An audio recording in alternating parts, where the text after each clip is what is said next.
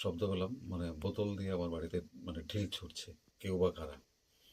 তো আমি শব্দ শুনে চিৎকার করে যখন বাইরে বেরোবার ঠিক আগেই আমি শুনলাম বাইক একটা স্টার্ট দিল আমার রাস্তার মধ্যে, এবং দিয়ে, যেহেতু আমার বাড়িটা রাস্তার ঠিক পাশে, ওখান থেকে ঢিল ছুটেছে এবং বাইক স্টার্ট দিয়ে আততায়ী চলে গেল।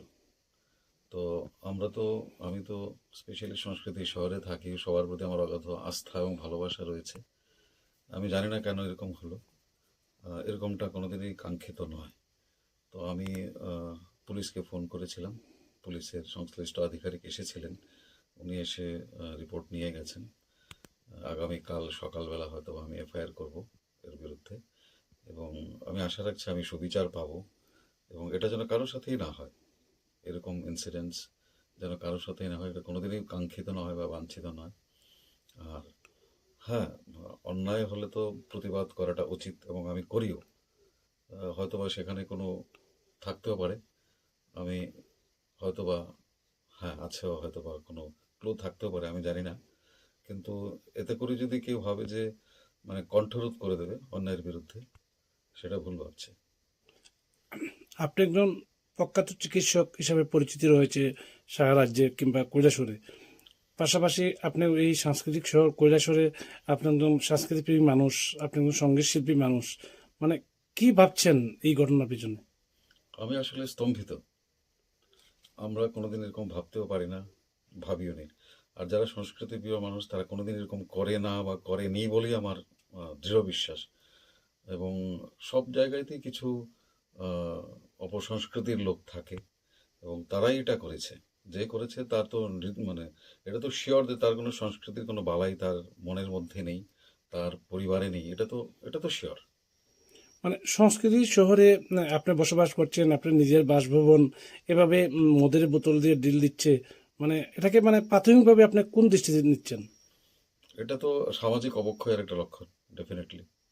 এবং এবং এতে সমাজের সকল স্তরের লোকের, শুধু চিকিৎসক বলে নয়, সাংস্কৃতিক ব্যক্তিত্ব বলে নয়, সকলের এর প্রতিবাদ করা উচিত।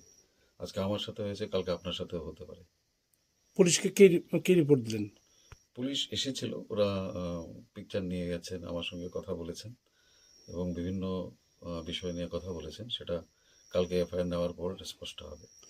আপনি এমন একটা জায়গায় থাকেন, বসবাস করেন, বা আপনার বাসভবন এমন একটা জায়গা, কৈলাসহরে একটা ভিআইপি জোনে আছেন। সেখানে এই এলাকায় বিধায়কের বাসভবন, এই এলাকায় কৈলাসহর পৌর পরিষদের চেয়ারম্যানের বাসভবন আপনার বাড়ির পাশেই, এই এলাকাতেই কৈলাসহর পৌর পরিষদের ভাইস চেয়ারম্যানের বাসভবন। এরকম একটা জায়গায় ভিআইপি জোনে এরকম একটা ঘটনা, অতর্কিত আক্রমণ বললেন, মানে এটা এটাকে কি এটা বলবেন? এটা এটা কোনোদিন আমরা মানে স্বপ্নেও কেউ কল্পনা করতে পারে না। এবং আমি শিওর যে মাননীয় বিধায়ক যিনি আছেন, আমাদের চেয়ারপারসন যিনি আছেন, ভাইস চেয়ারপারসন, বা আমাদের সমাজের যারাই ভালো অংশের লোকেরা আছেন, তারা সবাই স্তম্ভিত হবেন বা হয়েছেন।